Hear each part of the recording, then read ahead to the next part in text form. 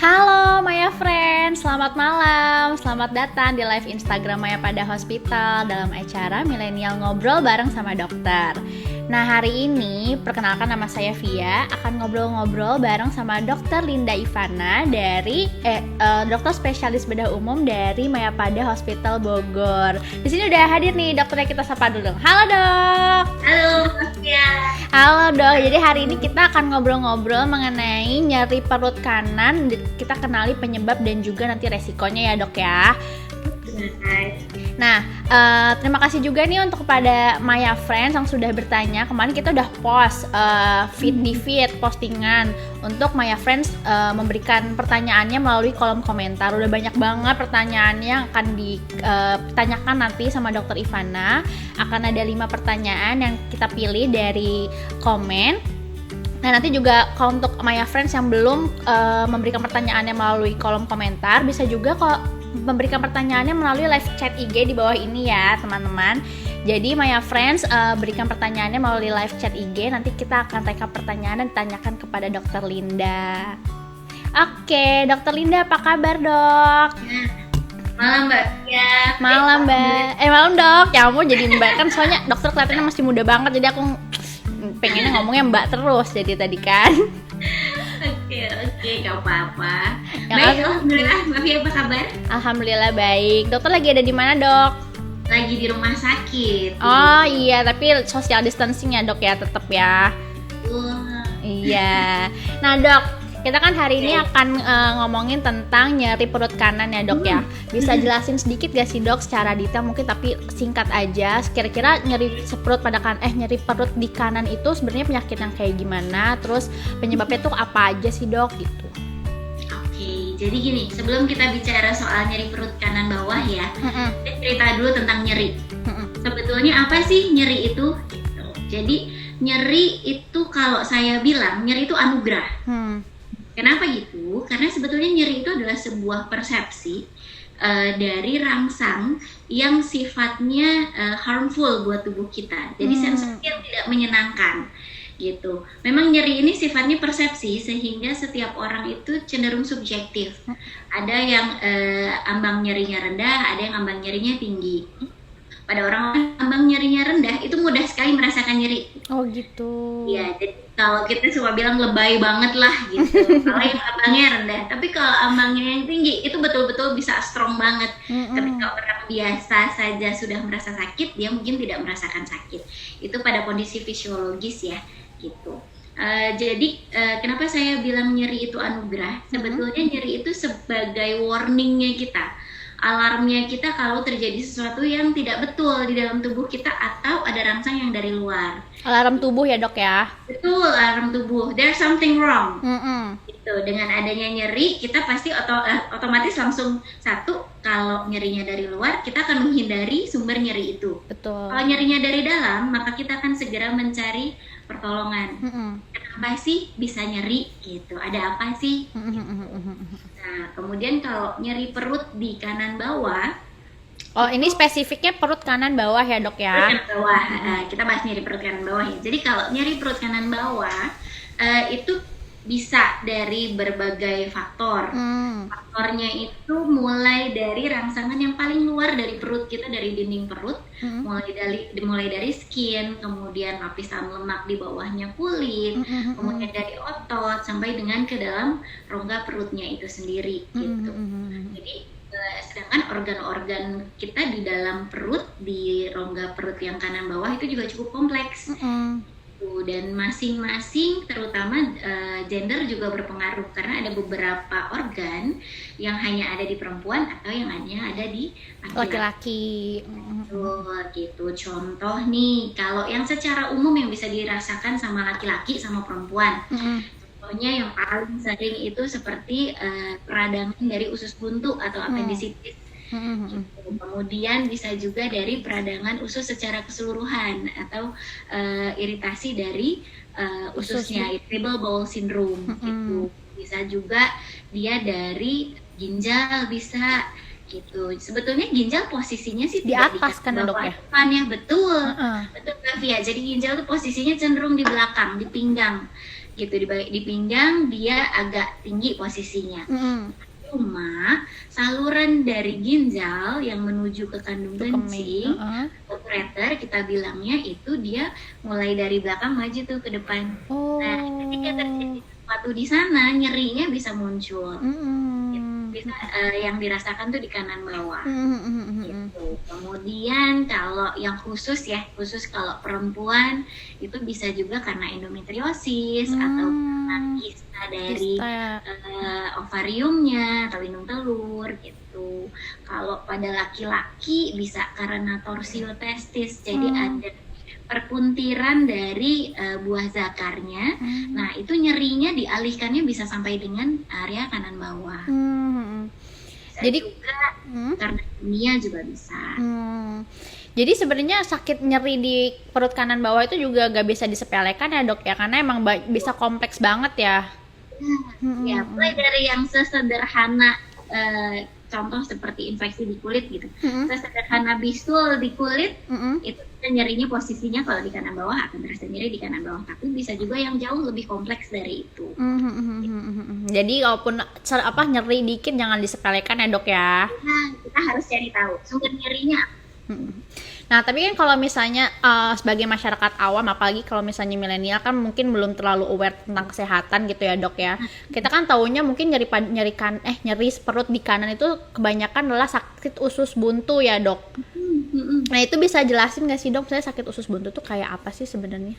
Oke, jadi memang penting ya, karena organ di area perut kanan bawah kita itu banyak tadi seperti yang saya sebutkan. Kita tuh penting untuk menggali pola nyeri yang dirasakan sama pasien, kemudian onsetnya, jadi udah berapa lama sih dia merasakan nyeri gitu, kemudian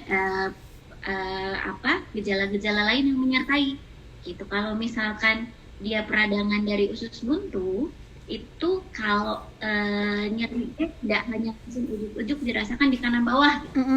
Umumnya ada gejala klasiknya gitu. Gejala klasiknya seperti apa? Gejala klasiknya itu yang pertama, biasanya pasien merasakan ada seperti mual, perut kembung, penuh, rasanya nggak enak, mirip seperti orang yang sakit mahnya sedang kambuh.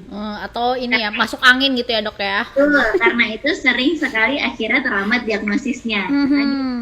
Oh, mahnya kambuh nih, tapi bukan diberi obat mah atau antasi tidak membaik biasanya. Justru nyerinya setelah dirasakan di ulu hati seperti kembung tadi akan berpindah ke pusar. Setelah dari pusar pindah lagi dia ke kanan bawah. Di kanan bawah itu dia menetap sampai akhirnya ketika stadiumnya berlanjut dari usus buntunya ini, peradangannya, dia kalau dia sudah pecah dia akan menyebar ke seluruh perut. Mulai dari ulu hati dulu pindah ke pusar, kemudian pindah ke kanan bawah. Terkait juga dengan gejala-gejala dari usus yang lain, ada mual, ada muntah, itu ditambah dengan pasiennya kalau sudah pecah itu biasanya sudah mulai demam tinggi. Gitu. Jadi kalau misalnya mau disimpulin tuh sebenarnya usus buntu adalah peradangan usus buntu gitu ya dok? Karena kan usus buntu sebenarnya adalah organ kitanya juga kan ya? Iya, betul. Jadi usus buntu itu adalah bagian dari usus besar yang mengalami rudimenter atau pengecilan. Jadi karena dia tidak terlalu berfungsi banyak dalam hal pencernaan. Jadi sebetulnya si usus buntu ini fungsinya tidak terlalu banyak. Jadi dia memang di dinding usus buntu itu ada kelenjar getah bening kecil-kecil. Kelenjar, iya. Yang membantu untuk daya tahan tubuh. Jadi membantu melindungi si ususnya itu sendiri gitu. Terus getah bening itu menyebar. Dinding usus halus pun banyak gitu. Jadi tidak terlalu signifikan dia fungsinya. Tapi memang tetap ada fungsinya kan ya dok ya? Yes, walaupun sedikit dia masih berfungsi. Oke. Kalau misalnya orang sudah terkena penyakit usus buntu nih dok, nah itu sebenarnya pengobatannya tuh kayak apa sih dok? Maksudnya apakah dipotong atau gimana? Oke, jadi kalau menurut penelitian sih ya, jadi menurut penelitian peradangan usus buntu itu dia bisa kita lakukan pengobatan konservatif dengan antibiotik atau dengan operasi. angka keberhasilan yang lebih tinggi itu dengan dilakukan operasi. Kenapa? Karena tidak semua kasus usus buntu bisa kita beri obat, Mbak Fia. Pada kasus usus buntu yang awal banget itu bisa kita kasih terapi antibiotik dulu. Tapi ketika dia sudah memasuki fase yang lebih lanjut, jadi kalau kita bicara peradangan usus buntu ada fase awal atau fase kataral. Itu peradangan awal banget itu biasanya berlangsung dalam waktu 6 jam sampai dengan 24 jam pertama. Oh, singkat banget ya, Dok ya? Gitu. Jadi ketika masih fase awal banget itu kita masih ada tempat untuk masuk antibiotik. Tapi ketika sudah masuk fase selanjutnya yaitu fase supuratif, di situ sudah mulai ada pembentukan nanah. Kalau ada pembentukan nanah, nah itu kita sudah nggak bisa ada jalan mundur lagi. Gitu. Ini pilihan terbaik kita adalah operasi. Gitu. Kenapa? Karena ketika sudah masuk ke fase supuratif atau pernanahan, itu usus buntu tuh sudah mau pecah. Gitu. Which is means kita harus cepat-cepat lakukan operasi sebelum terjadi kontaminasi yang lebih besar di dalam perut. Gitu. Kenapa sih bahaya kalau udah ada kontaminasi ke dalam perut? Baru mau ditanya tuh tadi, Dok. Betul. Jadi kontaminasi di dalam perut itu bisa satu, dia mengakibatkan perlengketan usus. Yang kedua, kalau kuman-kumannya itu masuk ke dalam pembuluh darah, itu bisa mengakibatkan septicemia. Jadi itu beredar ke seluruh tubuh. Ya, kita sebutnya sepsis. Nah, kalau udah sepsis begini berat, dia komplikasinya bisa bikin gagal jantung, gagal ginjal, dan seterusnya sampai dengan pernafasannya pun bisa bermasalah. Jadinya komplikasi banget gitu ya, Dok ya? Betul. Nah, aku jadi penasaran nih, Dok. Tadi kan katanya singkat banget nih, dari yang fase awal kan cuma 6 sampai 24 jam itu ya, Dok ya. Nah, itu kalau misalnya dikasih antibiotik itu jadinya sembuh apa harus tetap dioperasi? Ya, bagus banget nih Mbak Fia. Pasti banyak yang nanya, karena kan orang-orang kebanyakan takut ya dengar kata operasi. Iya. Kalau dia masih fase awal, memang kita masih, kalau pasiennya masih takut untuk dilakukan operasi, kita masih bisa untuk mencoba untuk memberikan antibiotik. Tapi sekali lagi, angka kegagalan terapinya cukup tinggi.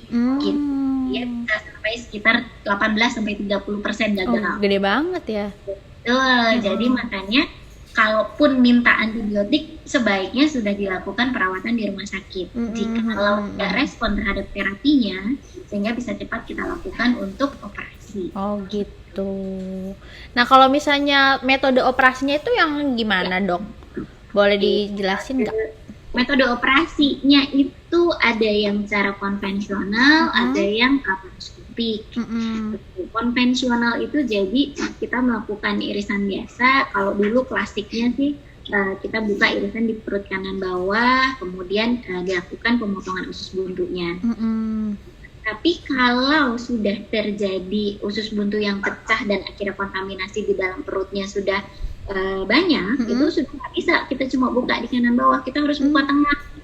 Gitu. Buka tengah cukup panjang, mulai dari atasnya tulang kemaluan sampai sedikit di atas pusar. Oh, gede banget. Ya, makanya nggak boleh delay, karena kalau delay otomatis operasinya akan lebih besar, perawatannya juga akan lebih lama dengan komplikasi lebih banyak. Oke.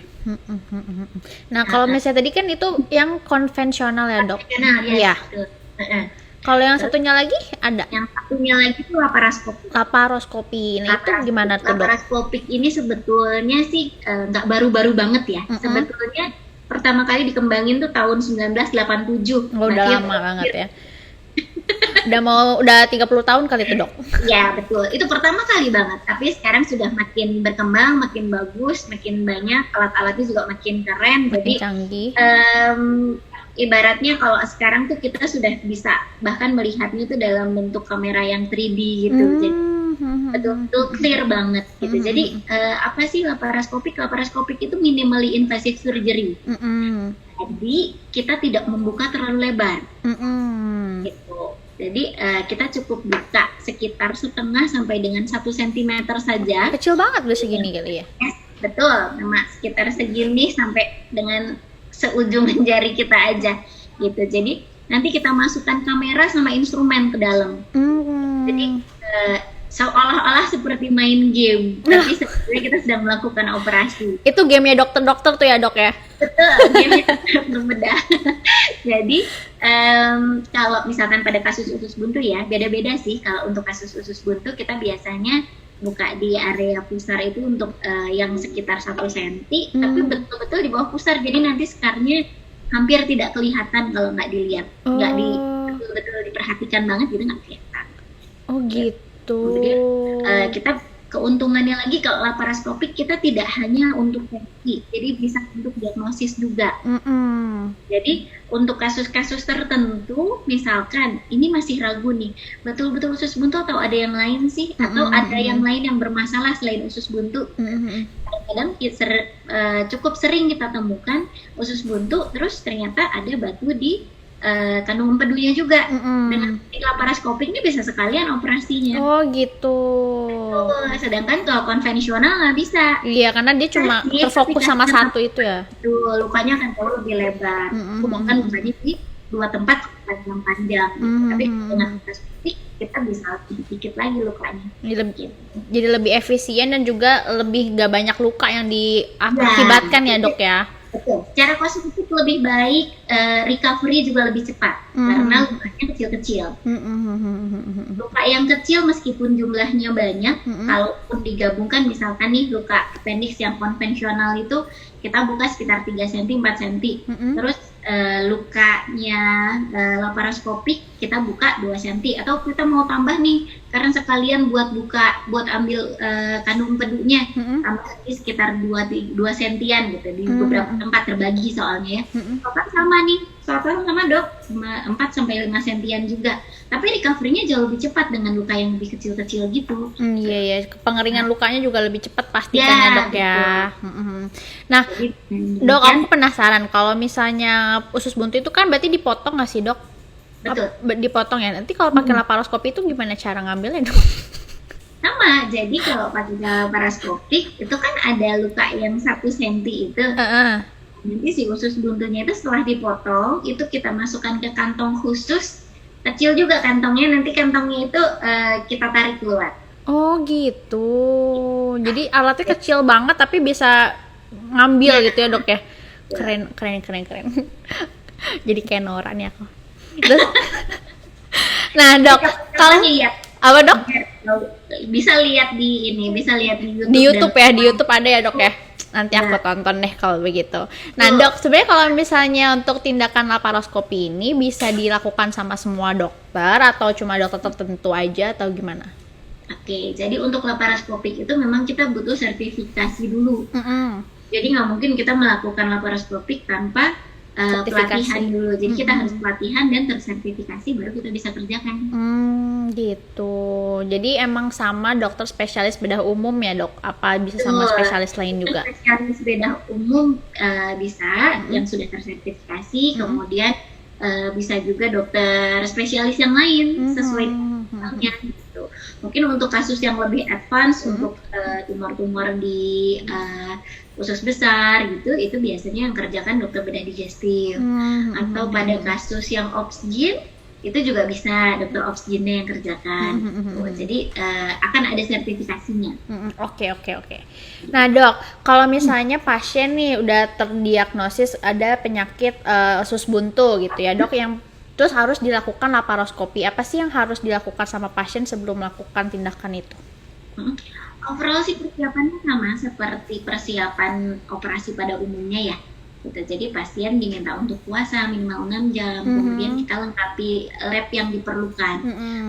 Saja sih biasanya sih yang terpenting adalah selain lab-lab rutin untuk menilai infeksinya, kita juga membutuhkan lab tambahan. Lab tambahannya itu persis sama seperti operasi yang lain, itu faktor pembekuan darahnya gitu, bagus atau tidak, karena kan setiap kali kita melakukan perlukaan, kita membuat luka, resiko perdarahan itu ada. Ketika pasiennya ada masalah dengan gangguan pembekuan darah, otomatis kita harus bersiap juga. Gitu. Siapnya dengan apa? Bersiap dengan obat-obatan atau nanti zat-zat yang kita perlukan untuk menghentikan perdarahan. Gitu. Kasus yang ada problem perdarahan. Nah kalau misalnya untuk kasus pasien yang udah kronis banget tuh dok, yang nggak bisa nunggu sampai 6 jam dulu tuh gimana tuh dok? Oke. Ini mesti dilurusin nih Mbak Via nih. Oke, Kronis baiklah. dan akut. Oke, siap dok. Nih, kadang kita tuh suka bingung, mana sih yang lebih berat, akut apa kronis? Gitu Kayak kan? dua-duanya kayak berat tuh dok ya. Jadi gini, sifatnya kalau kronis itu dia sudah lama. Oh baiklah. Langsung biasanya sudah lebih dari 3 bulan. Oh. Jadi keluhan yang berulang-ulang, berlangsung lebih dari 3 bulan, itu kita bilangnya kronis. Nah, kalau dia bisa sampai 3 bulan pasiennya tahan, berarti tidak terlalu berat. Dalam artian ringan, sembuh, kambuh lagi, ringan, sembuh, kambuh lagi. Nah, itu yang kronis. Sedangkan yang kita bermain dengan waktu, berpacu dengan waktu itu yang akut. Gitu. Karena apa? Karena yang akut ini kita masih belum tahu Mbak Via. Larinya kemana? Apakah dia nanti mampu teratasi dengan antibiotik saja, atau dia masuk yang ke fase lanjutan yang supuratif tadi, gitu. Jadi justru kalau akut kita harus cepat-cepat operasi, gitu. Tapi kalau kronis biasanya kondisi pasien baik. Kadang-kadang masih bisa kerja malahan, masih bisa kerja. Cuma keluhannya, dok, saya kok sering banget ya nyeri perut kanan bawah. Saya makan perutnya sakit. Saya habis begadang atau kelelahan perut saya sakit, gitu. Nah itu yang kronis. Kalau yang kronis kita bisa persiapkan lebih santai lah untuk operasinya. Oke dok. Nah tadi kan kalau misalnya melakukan laparoskopi atau misalnya mungkin operasi juga usus buntu itu kan berarti diambil tuh kan ya dok ya. Nah itu setelah melakukan itu apakah ada pantangan untuk pasiennya gitu kan, karena udah ada yang diambil tuh usus buntunya. Jadi seperti yang tadi saya cerita, usus buntu itu adalah organ kita yang penting nggak penting, dalam artian dia sudah tidak memiliki fungsi yang cukup besar, fungsi imunologis tapi tidak terlalu banyak gitu. Jadi kalaupun sudah diambil ya nggak apa-apa, masih banyak organ yang mampu menggantikan perannya usus buntu. Gitu. Jadi sebetulnya nggak masalah. Untuk pantangannya sendiri relatif tidak ada ya, gitu. Jadi pada pasien-pasien yang pasca operasi usus buntu itu kita cukup do what your body tells you. Dalam artian begini, kalau nggak nyeri ya udah bergeraklah. Kalau nyerinya minimal, ayo dilawan, mulai mobilisasi seperti biasa. Jadi justru bukan malah tiduran aja atau malah harus dikurangin aktivitasnya, enggak. Jadi kalau sudah nyeri berkurang bisa kembali aktivitas seperti biasa. Iya, jadi malah jangan jadi excuse ya dok ya, gara-gara pernah sakit malah jadi banyak alasan untuk gak jadi gerak gitu ya dok. Ya, apalagi kalau pakai laparoskopi kan sembuhnya lebih cepat tuh. Recovery-nya lebih cepat, jadi harusnya pasien ini lebih cepat kembali ke aktivitas semula. Iya, jadi emang banyak banget keuntungan dari yang laparoskopik itu ya dok ya. Ya, betul. Oke, nah dok, selain penyakit usus buntu, kira-kira penyakit apa aja sih yang bisa dilakukan penanganannya melalui tindakan laparoskopik? Banyak. Jadi laparoskopik ini sebetulnya kita tindakan endoskopik dalam artian operasi dengan menggunakan kamera yang masuk ke dalam rongga perut, gitu. Laparo itu rongga perut. Jadi kalau laparoskopik, semua yang berada di rongga perut itu kita operasinya dengan laparoskopik bisa dikerjakan. Itu tentunya dengan tingkatan kesulitannya beda-beda ya, makin advance ya berarti butuh tim yang makin lengkap. Gitu. Jadi contoh operasi usus buntu yang sederhana ya, usus buntu yang masih akut atau usus buntu yang sudah mulai mengalami kebocoran tapi belum ada perlengketan hebat, itu kita masih bisa. Tapi kalau sudah lengket hebat sebaiknya dihindari, gitu. Kemudian operasi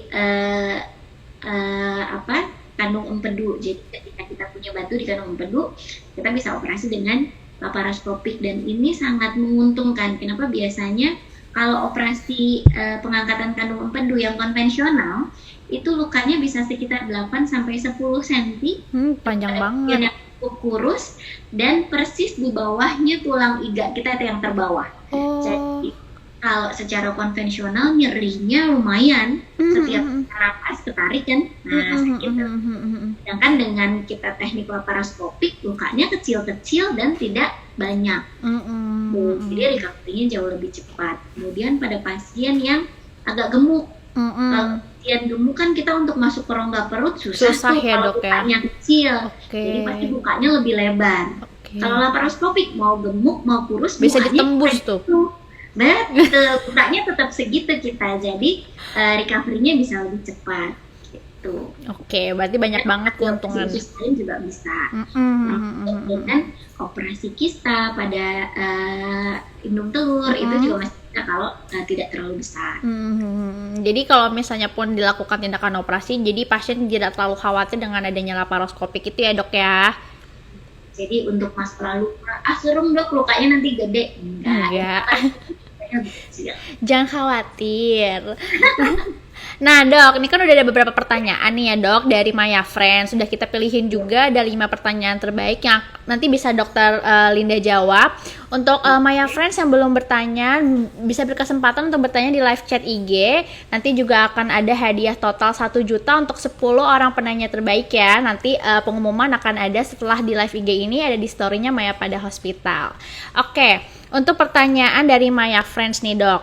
Ada satu pertanyaan dari @hiekyoy. Pertanyaannya kayak gini ya dok. Halo dok, saya mau tanya. Saya pernah baca bahwa tidak semua radang usus buntu harus ditangani dengan operasi. Namun bisa juga dengan pemberian antibiotik. Nah, indikasi seseorang itu harus dioperasi atau bisa disembuhkan dengan pemberian antibiotik itu apa saja ya dok? Mungkin tadi udah dijawab sedikit, tapi mungkin bisa dijelaskan lagi lebih lanjut ya dok. Ya, jadi buat Kyoy ya. Hiekyoy. Hiekyoy, oke. Jadi untuk Hiekyoy, untuk terapi peradangan usus buntu seperti yang tadi saya sudah jelaskan, memang betul. Jadi ada 2 cara kita bisa terapi dengan antibiotik dulu sama dengan pembedahan. Kapan sih kita bisa lakukan pemberian terapi antibiotik? Kalau sifatnya itu dia baru banget onsetnya. Jadi pasien ini datang lebih cepat. Gitu. Pasien datang lebih cepat dengan kondisi yang masih cukup baik, nyerinya belum lebih dari 24 jam, kemudian pasiennya belum demam. Karena seperti yang tadi saya sudah sebutkan ya, bahwa ketika pasien sudah mulai demam, itu berarti sudah tanda-tanda usus buntunya sudah mulai pecah. Udah pecah, nggak ada jalan balik, harus buka, harus dioperasi. Langsung cepat gitu ya tindakannya. Betul.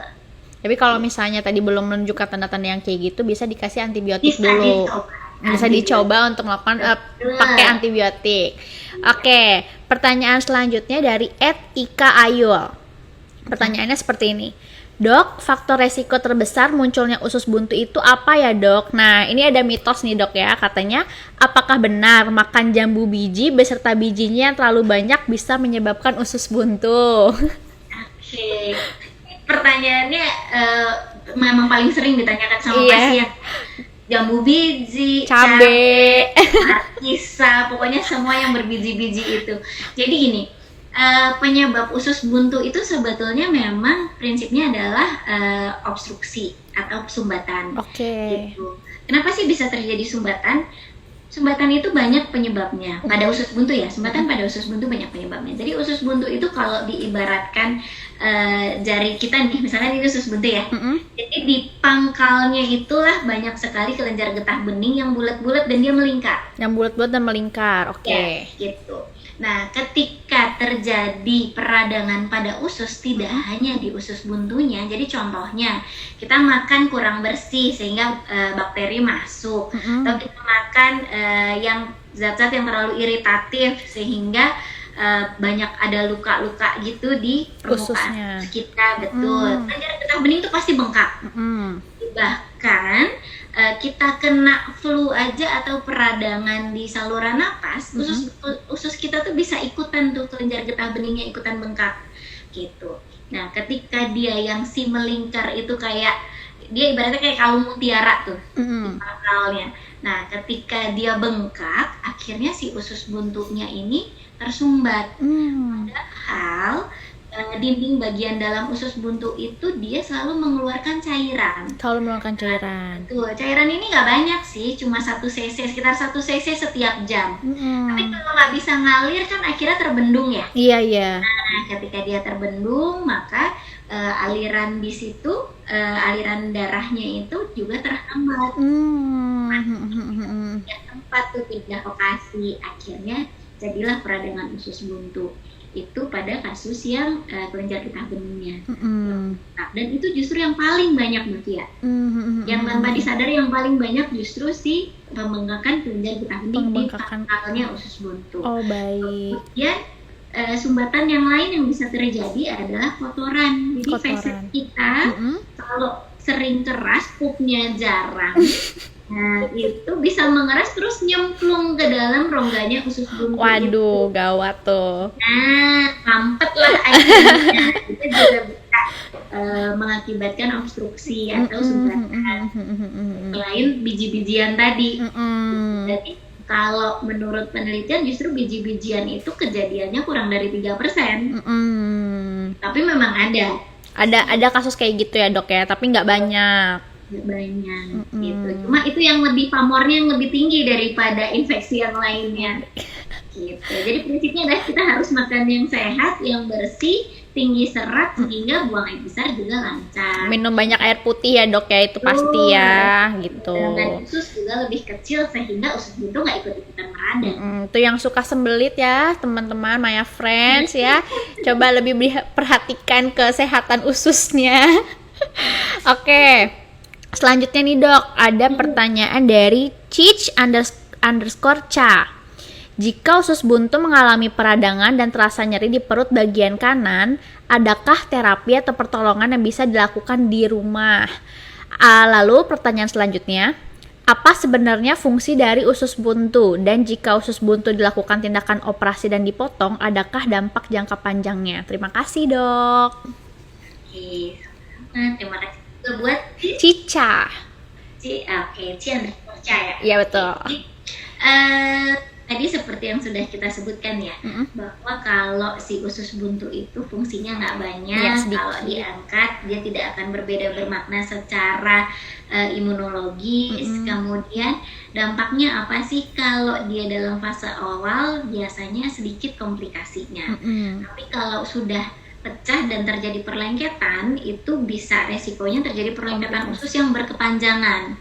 Ketika terjadi perlengketan usus yang hebat, kita bisa jadi kembung, nggak bisa buang air besar, nggak bisa buang gas. Akhirnya perlu operasi untuk pembebasan perlengketan tersebut gitu. Dan itu memang resikonya jadi lebih tinggi. Sorry, apa pertanyaan awalnya? Pertanyaan awalnya itu terapi pertolongan yang bisa dilakukan di rumah. Jangan coba-coba bawa ke dokter. Karena apa? Yang dikhawatirkan delay itu tadi, Mbak Fia. Jadi kalau sudah delay, yang tadinya cuma peradangan awal mungkin masih bisa terkejar dengan antibiotik, akhirnya sudah nggak bisa ada jalan balik lagi. Nah, itu yang repot.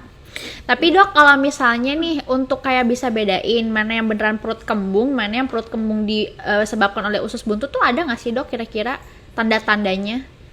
Tanda-tandanya kalau perut kembung kayak kita masuk angin atau kebanyakan gas di dalam perut ya, karena tekanan itu biasanya dengan kita sendawa atau buang gas reda, lebih nyaman. Tapi kalau usus buntu nggak akan mereda, dia akan tetap berada di sana, nyerinya akan tetap ada.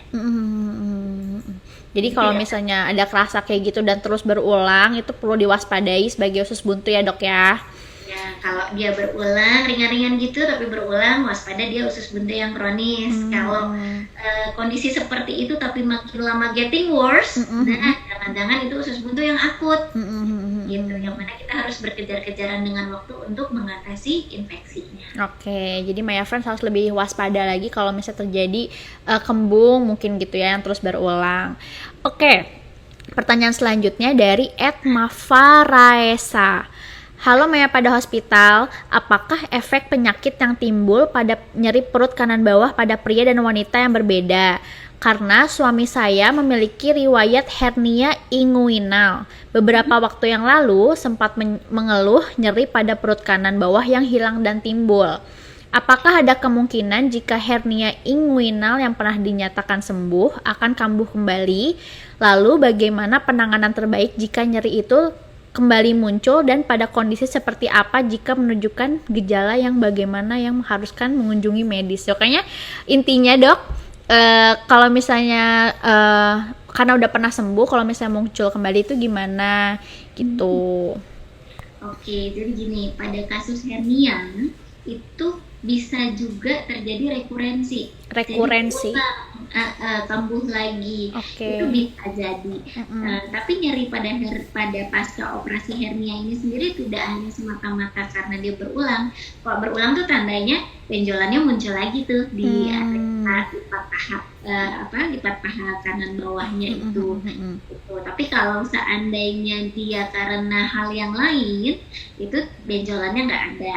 Bisa juga karena nyeri yang sifatnya karena syarafnya di situ. Jadi ada namanya nervus ilioinguinalis. Nah, ketika syaraf ini dia terjepit, dia akan menimbulkan rasa nyeri gitu.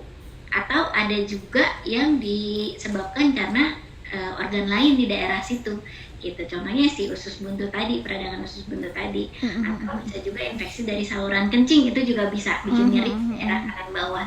Jadi kalau nyerinya berulang-ulang, maka saya sarankan untuk ke dokter.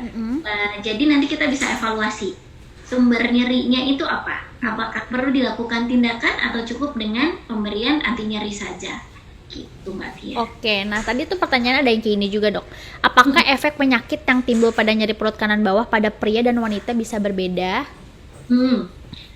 Seperti tadi ya, kalau laki-laki sama perempuan perabotannya lain di kanan bawah. Jadi kalau perempuan di daerah rongga perut kanan bawahnya, rongga panggulnya itu dia ada indung telur, kemudian ada rahim juga, gitu. Sedangkan kalau pada laki-laki dia tidak ada organ tersebut, gitu. Adanya buah zakar dia yang lebih ke bawah lagi, tapi nyerinya masih bisa dirasakan di area kanan bawah. Oh gitu. Jadi mungkin kalau misalnya bukan usus buntu atau mungkin penyakit lainnya bisa jadi karena dari organ-organ kelamin itu ya dok ya. Iya. Oke. Ada pertanyaan lagi nih dok dari @riva.mutiara. Dok, apakah ada cara lain untuk mengetahui keberadaan apendisitis lain dengan apendikogram? Kalau misalnya tadi dari dokter ngomongin itu, apendisitis itu usus buntu ya dok ya? Ya, betul. Oke. Jadi apendisitis itu peradangan usus buntu. Peradangan usus buntu. Apendikogram itu termasuk salah satu pemeriksaan yang bisa kita lakukan untuk mengetahui adanya peradangan di usus buntu tersebut. Untuk apendikogram ini juga tetap ada keterbatasannya. Jadi dia untuk sensitivitasnya dia cukup tinggi. Sensitivitas itu kalau dia ada masalah dia mampu mendiagnosis gitu. Jadi sensitivitasnya cukup tinggi, sekitar 97% kalau saya tidak salah. Oke. Gitu. Tapi spesifisitasnya rendah. Oh gitu. Spesifisitas itu jadi kalau dia bilang itu ternyata ada sumbatan, jadi apendikogram itu cuma bisa melihat ada sumbatan di pangkalnya usus buntu. Tapi penyebab sumbatannya apa belum tentu peradangan usus buntu. Gitu. Jadi tidak spesifik bahwa pasti ada peradangan usus buntu. Ada yang lebih sensitif dan spesifisitasnya lebih tinggi, itu CT scan.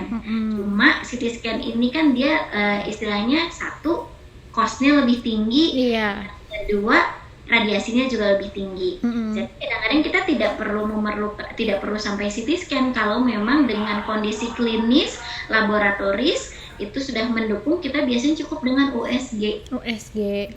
Betul, USG ini dia tidak ada radiasinya, dia lebih cukup aman.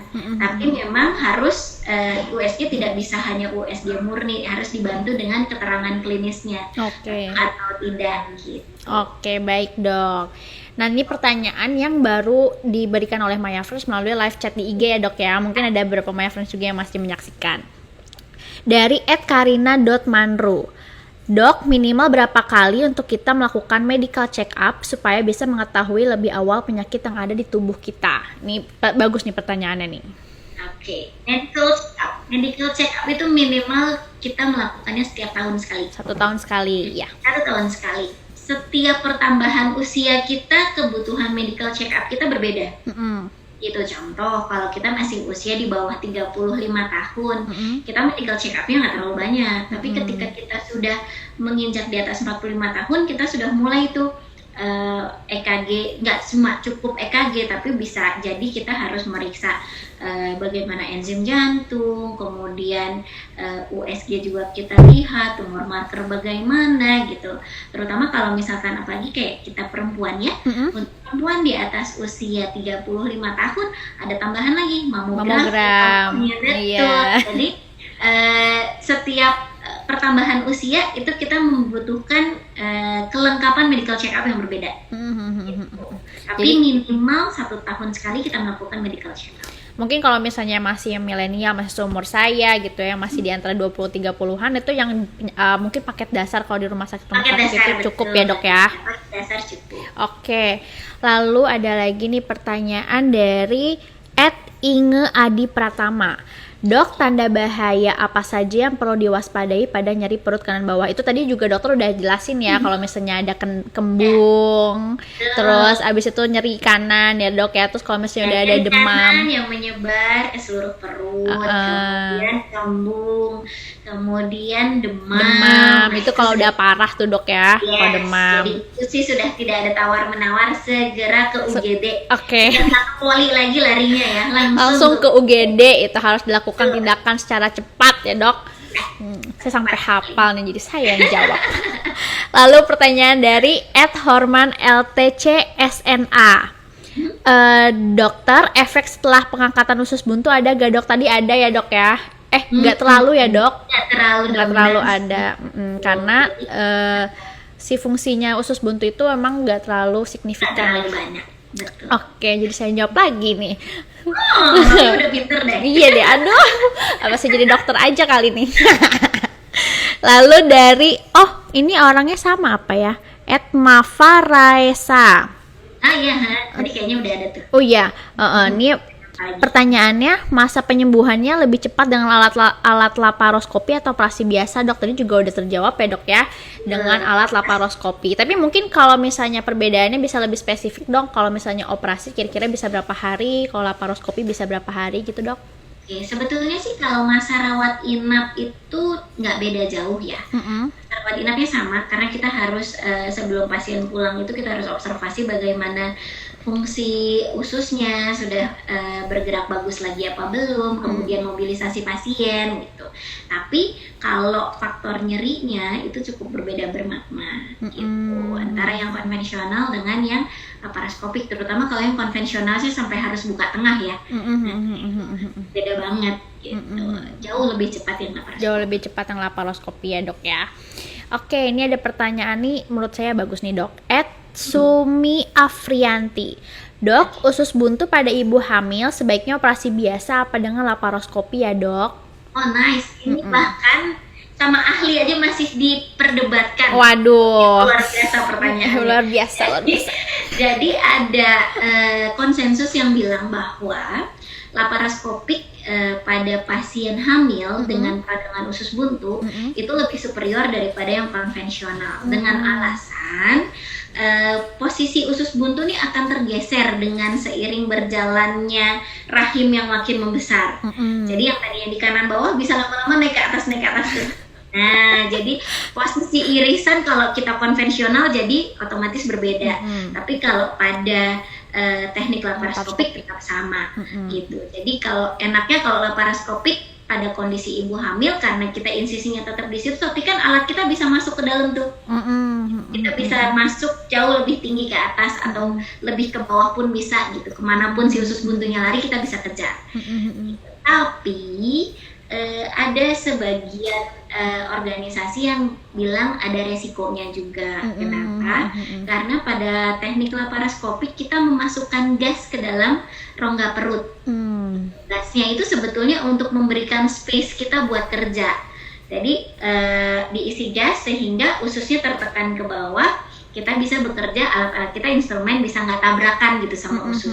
Gitu. Jadi kita bisa direct, kita arahkan kemana gitu. Cuma memang akhirnya meningkatkan tekanan di dalam perut pada kasus ibu hamil gitu. Jadi ada penelitian bilang lebih safe laparoskopik. Ada juga penelitian yang menyebutkan resiko kegugurannya lebih tinggi pada kasus laparoskopik jika dilakukan di trimester pertama. Tapi pada trimester berikutnya cenderung lebih aman memang.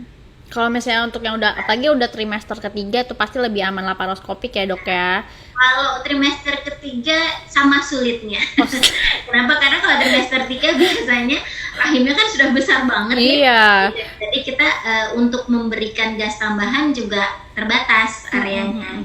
Tapi kalau udah trimester 3 kita biasanya akan pertimbangkan lagi ini kondisinya betul-betul akut banget apa enggak gitu. Kalau seandainya masih memungkinkan dengan antibiotik mereda, kita lakukan tindakan konservatif dulu, nanti setelah bayinya lahir baru kita kerjakan. Oh gitu. Jadi istilahnya interval appendectomy. Kita redakan dulu, nanti udah baik baru kita kerjakan. Gitu. Tujuannya sih intinya menekan resiko baik ke ibu maupun ke bayi. Iya, jadi untuk para ibu hamil sebaiknya emang lebih banyak menjaga kesehatan pencernaan ya dok ya, supaya tidak terjadi hal-hal jangan sampai kena peradangan usus buntu pada saat iya, nanti repot gitu kan, takutnya kenapa-napa nanti bayinya. Nah dok, pertanyaannya udah habis. Nah kira-kira iya sudah habis. Nah kira-kira dokter ada pesan atau untuk yang ingin disampaikan kepada Maya Friends untuk menjaga kesehatan pencernaan, terutama appendicitis itu ya dok ya? Oke, untuk Maya Friends perlu diingat bahwa setiap kali nyeri itu adalah sinyal dari tubuh kita. Jadi jangan pernah disepelekan. Concern terhadap nyerinya, perhatikan betul-betul pola nyerinya seperti apa.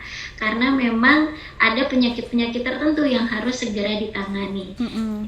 Dan yang terpenting adalah kita selalu hidup sehat sehingga jangan sampai sakit. Betul. Jaga pola makan, banyak minum, banyak makan serat. Dan usahakan kita bisa melakukan buang air besar setiap hari. Oke, itu penting ya dok ya. Jadi jangan disimpan-simpan 2 hari gitu baru buang air besar tuh ya dok ya.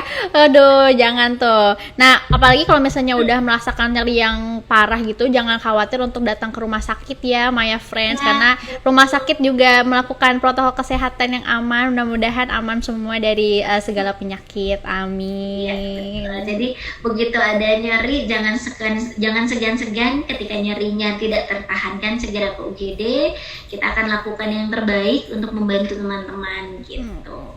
Oke dokter, habis ini mau langsung praktek lagi ya dok? Yes. Oke.